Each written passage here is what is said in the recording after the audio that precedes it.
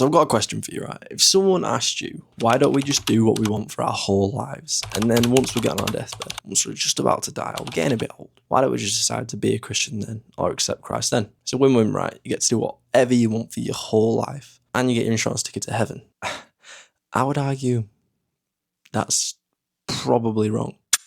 So for anyone who doesn't know, a church service would usually go, you get in, you do your worship, then you get to your preach. And if you're still awake at this part, you end up getting to an altar call where the pastor or the preacher or someone will get up and give everyone the opportunity to accept Christ by saying a prayer at the end usually. But my thought is, have we put so much weight just on this prayer that it's completely taken the weight out of Christianity?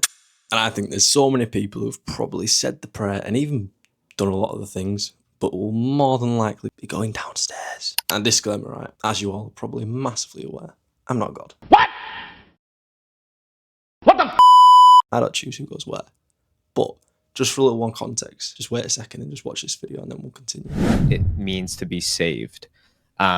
Is it as simple as, I believe in Jesus, all right, punch my ticket, I'm in heaven? No. We've seen a lot of people say a prayer at an altar at a, an emotional experience. Yeah. But we don't believe that somebody can just say something or affirm a bunch of facts and that automatically puts them in a relationship with Christ. We believe, first of all, it's an act of grace where God first initiates us because we would never have initiated him.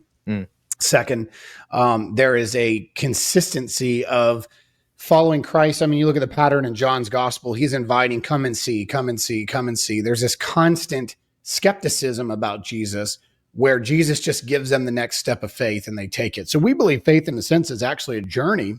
All right, cool. We'll just pause it there. And just try and remember one word, just the relational. So if we're going to establish that God is a relational God, you have a relationship with God, how do you get to know anyone and how do you get to be in relationship with anyone?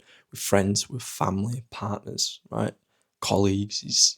You spend time with them and you are playing a very, very scary game if you want to wait right to the end of the race to then try and be in relationship with someone. So if you want to get closer to God, to be in relationship with God, you're not saved by the works you do for God. You're not saved by the fruit of your life, but you are saved by being in relationship with God, knowing God, letting God come and live inside you to then change you from the inside out. And the scariest thing about this statement is, let me tell you what separates you from God. It's sin, right? What sin is, the bad things that we do, the things that are against God, right? Because God is a divine being, God is sinless, God is perfect. When we willingly choose to do all these imperfect things, these sexual immorality, these drunkenness, these gossip, these so much stuff, murder, like all these things, we're separating ourselves from God. And willingly choosing to do that, we have that choice.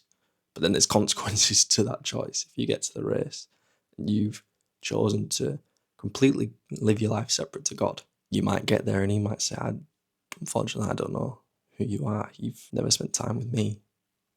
And that's the choice that we've decided to choose by living our life on our own terms. And I've got a few verses to tie this together. And Matthew 7:21-23, it talks about, Jesus is talking to the Pharisees, and they're people who were really religious, people who knew all the words, knew all the scriptures, knew all the things to do.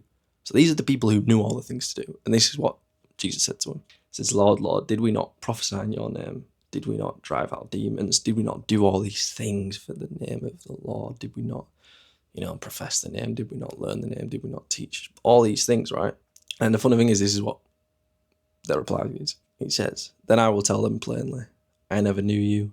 Away from me, you evildoers. And it highlights that their heart posture and their character were in the completely wrong place. Because God wants to transform our hearts. God wants to actually live in relationship with us, get to know us, and get to walk out life with us. Not just, I'm going to live life on my own terms and be my own God and be the own judge of my life until it doesn't suit me anymore. Which is where the original question's perspective can come from. So then let's just ask that question again. Why don't we just say the prayer, live life how we want, then on the deathbed, get my insurance ticket to heaven. So to like wrap up, I don't think we know better than God, and I don't think you can be saved by just saying the prayer. But it's in the life application is where true relationship with God is found, and to abide in God, which means to remain in God, which means to be with God. I think that's where it's found, and that's where life transformation is. And like I said, I'm not God.